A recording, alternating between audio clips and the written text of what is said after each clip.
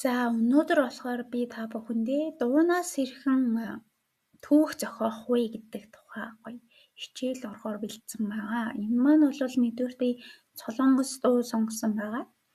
Яаж Солонгос дуу вэ гэхээр Солонгос дууны үг утга болвол бас илүү гүн гүнзгий тэгээд зохиол бичгэж ч гэсэн илүү тийм мэдрэмжийг өгдөг тийм байдаг учраас энэ дуу сонгож авсан байгаа. Нэгдүгürt бол та бүхэн харлаа шүү дээ. Би бэлэн гэгэн дуун дээр жишээлж үзлээ. Тэгээд гэгэн дуунаасаа гадна дахиад юун дээр хичээлж үзсэн бэ гэвэл өөрийнхөө бичсэн зохиол дээр хичээлж үзтээ. Одоо бол гадаад дуун дээр бас ажиллаж үзсэн. Илүү хичээлийн маань өргөн цар үрээтэй гоё олгож өгөх байх гэдэг үүднээс гадаад дуу сонгосон байгаа. За энэ гадаад дуун дээр бол нэгдүгээр бүгдээрээ юу хийх вэ гэвэл түүхийг зохионо. Одоо өнгөрсөн хэн ямар нөхцөлд ямар мэдрэмж төрсөн энд хүнд гэдэг талаас нь энэ түүхийг та зохиож бичнэ гэсэн үг. Нэг 100-аас 200 зүгтээ өөрөө энэ дуу сонссон мэдрэмжээрээ ургуулж бодоод та өөрөө түүхийг зохиож бичнэ гэсэн үг. Энэ бол нэгдүгээр хамгийн чухал зүйл юу вэ гэхээр би тэд одоо дуунаас төрсөн мэдрэмжээ цаасан дээр буулгаж бичиж сурах нь одоо хамгийн чухал зүйлийн нэг гэж бол миний хувьд үзэж байгаа. За тэгэхээр одоо дуун дээр суурилсан хичээл маань гэсэн одоо сэтгэл мэдрэмж дуу төрсний зохицол хэлэх гэсэн санаа гарсан мэдрэмж гэж байгаа штэ тий.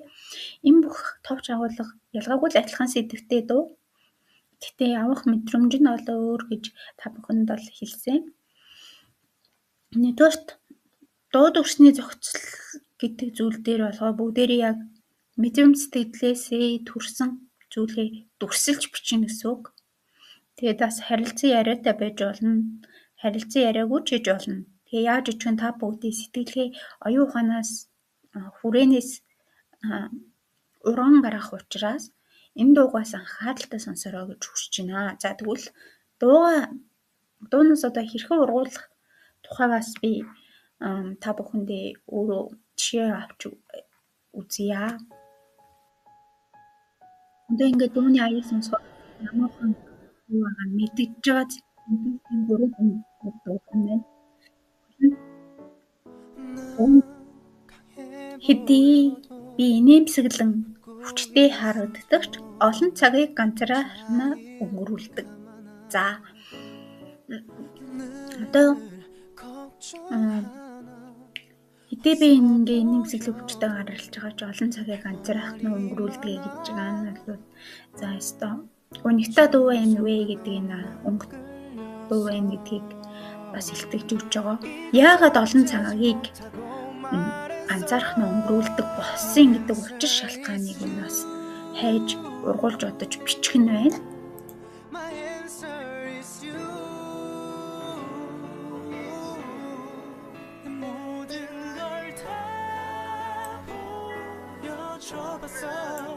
Ямар нэгэн зүйл санаа зовоод өмнөд харагддагч надад хэлхийг хүссэн зүйл маш их байна гэж байгааг анзаарч байгаа.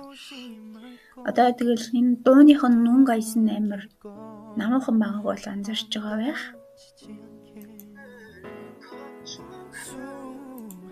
Одоо ингэж л ургуулж бичих нь шүү дээ. Тэгэхээр энэ залуу ямар хүн байх нь вэ гэхээр энэ дүрийг тодруулж өгч байгаа гэсэн. Одоо бид эдийн зохиогч байгаа түүхийн маань дүрийг энэ дууны үгээр өгүүлээд өгч байгаа. Харин одоо яг ямар үйл явдал болсон гэдгийг та өөрөө ургуулж зохиож өгч байгаа байхгүй. Энэ тэгэхээр илүү ойрхон болж ирж байгаа юм зү.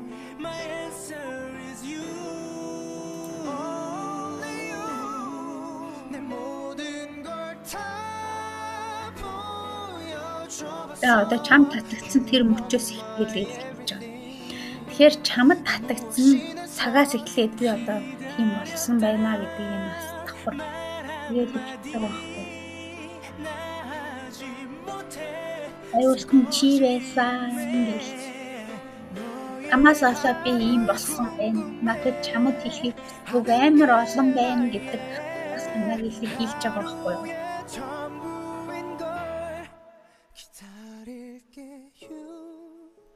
чи бол миний бүх зүйл байсан. Тэгээд одоо гэдэг яг яагаад энэ залуу хамт байж чадаагүй юм уу? Эсвэл намаа жинжин мэдэг хоёр шиг болсон юм уу? Крис Джейс хоёр шиг болсон юм уу гэдгийг нь бас тодруулж өгөх түүхийг та бүхэн бичих юм байна гэж ойлгож болно шүү за. Одоо дуу сонсоод юуны тухай өгүүлж байгаа. Тэгээ дуу дүрсэн одоо үгэн дээр нь гол ач холбогдлоо өгөөд ургуулж бичих нь биш шүү дээ. Яагаад тэгэхээр үг гэдэг зүйл бол нэгдүгээрт түүхийг өгүүлж идэг хамгийн чухал зүйлийн нэг байдаг. Тэгээд үүнтэй зэрэгцээд бас дуу дүрсэн зэрэгчиж явдаг учраас бүгдээрээ энэ зүйлүүдээс ургуулж бичиж сурах юм бол чааштай өөртөө гэсэн зохиолоо бичих гэсэн илүү амар дөхөн болж ирдэг гэдгээрээ давуу талтай байгаа. Тийм учраас бүгдээрээ даалгавраа сайн хийгээрэй гэж хүсэж байна. За тэгээд даалгавар маань бол 23 цагаас хойш орохгүй. Тэгээд хэтэрсэн тохиолдолд бол оноо авахгүй гэдэг системээрээ явагдаж байгаа. За ер нь бүгдээрээ Discord дээрээ оруулаарай.